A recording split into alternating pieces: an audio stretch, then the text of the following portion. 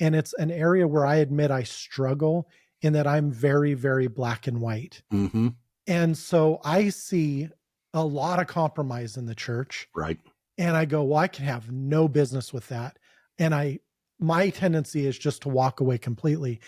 And I think the area where my heart began to change in this was through COVID. The church compromised in a lot of really important ways.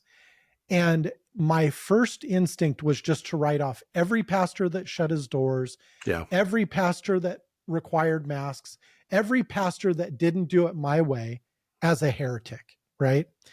And over time, I had to realize, well, first of all, pastors are human and they make mistakes. And sometimes they even make really big mistakes about the bride of Christ. Yeah. And what matters is not how they responded in the second where they maybe didn't have all the information, but how they handle it after the fact.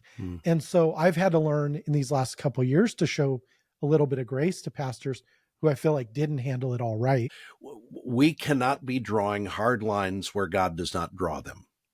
And I know we look at compromise in the church. I know we look at situations that are distressing to us. And I'm always going to come back and say, I can't bind your conscience on something that God's word is not clear on. Now, if you came to me and said, well, we just have a disagreement about whether Jesus is God, I would say, no, that's not just a disagreement. Now we're talking about something where the Bible is clear.